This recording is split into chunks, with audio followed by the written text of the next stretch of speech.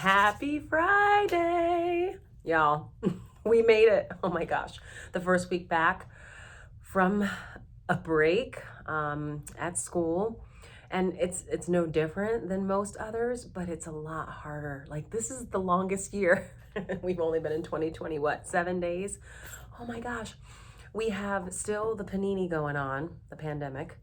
Um, and the cases are rising and things are surging and all the people are getting all the COVID and everyone has spent all the time with family and friends and flights have been canceled. It's definitely overwhelmed. And then we're coming back to school and we're like, anybody that coughs, what happened? What happened?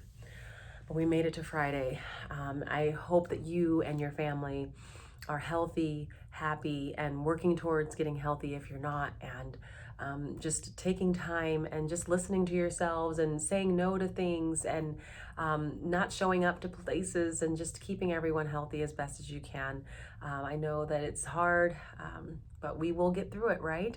I'm excited to wear our shirt. Our team is wearing the shirt You Belong from Let's Talk Sis, so I'll share another post of that, but I'm loving the shirt and people are enjoying seeing it and reminding themselves that you belong. But today for our Friday Facts, we're going to talk about being intentional and setting a goal for the year. It's a new year, and typically I work with some close friends and church members, and we get together every year and we have a big vision board party and we have all the things out, magazines, scissors, glue, crafts, and we make vision boards.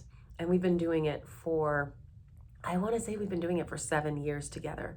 And the last 2 years, including tomorrow, will be virtual because we want to make sure that we're being careful and safe. And we've heard of some family members having COVID in other homes. And so we want to come together, but we want to make sure it's in a safe environment. So we're going to do it virtually.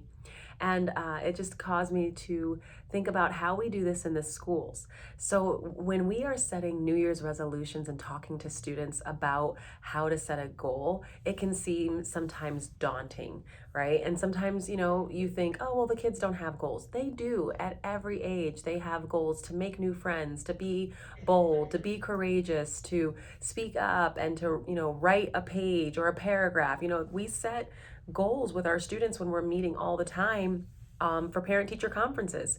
So as family, set a goal this year for yourselves. People do resolutions, but the one thing that I do is I make phrases. I don't think I've ever really done resolutions, but I have said that I have a word for the year and what that's going to be. And this book that you can look up is called One Word, and you can read it aloud to your kids, teachers, you can share it with the classroom, and it talks about how to find that one word that students can use. And this is the cover of what that book looks like.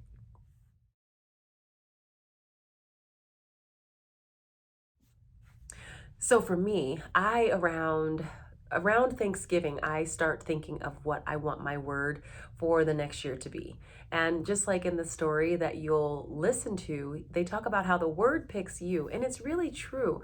There's a list of words on a website that you can just Google that's like list of resolution words. And there's a pile of words that come up anywhere from joy to intentional to happy to free to whatever word that you're looking for. And for me, when I'm searching for the word for the year that I need, it's something that I want to apply to every area of my life, home, work, school, love, family, friends. And so I search for that word and I do some deep thought and I look at what I need to improve on, what I would like to have more of in my life, and just some intentional things. So the one thing that we do when we're together is we talk about it as friends, and then we work and do some arts and crafts, which is a lot of fun. And then I make my vision board around that word. And these are just some examples of the past vision boards that I have done.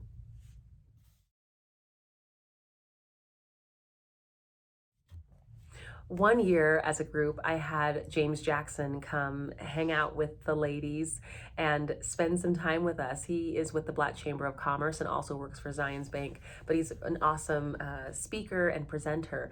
And so he came and he had us do an exercise. And one of the things was we had to write 50 goals that we would like to accomplish in the next 10 years. And I think we did this in around 2018, 2019. And at first, as we're sitting there silently, we're like, 50 goals, this is really hard.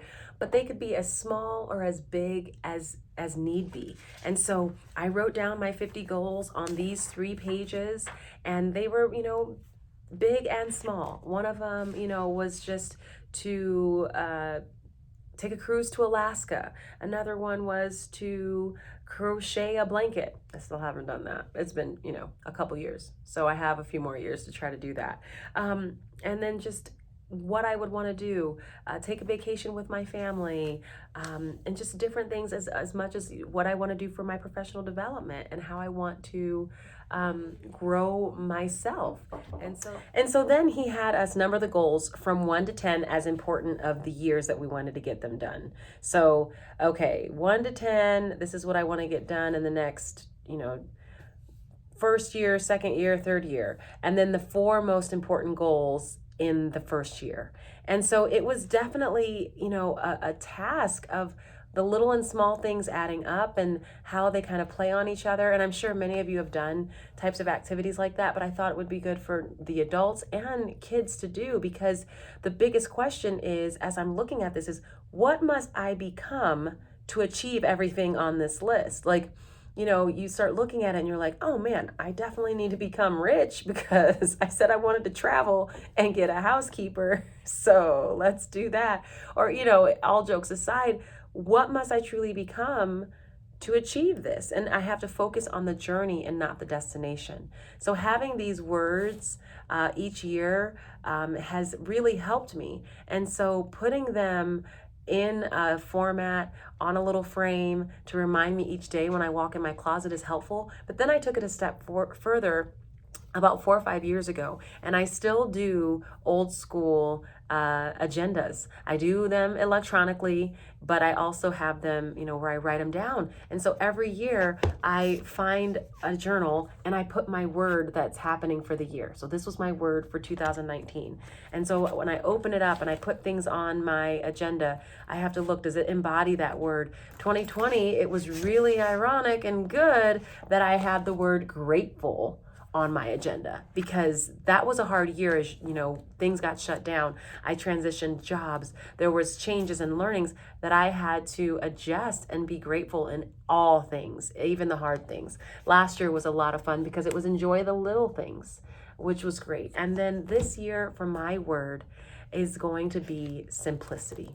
And so as I open up this agenda each day, I found this because it has simplicity tips at the top of each month that reminds me of things to do in my home, a simplicity tip of kickstarting your spring cleaning and how to tackle it. And I want to have simplicity in so many different areas. And each word that I've picked each year has a different reason as to why I'm digging for wisdom. In one year, I remember I picked and hope and joy and peace and love. So there's always a reason. And so I want you to look at the words that will encompass you this year.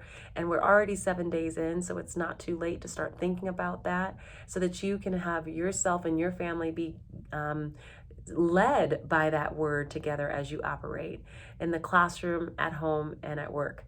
So enjoy, find your word for the year. Happy New Year. And those are just some Friday facts. Have a great weekend.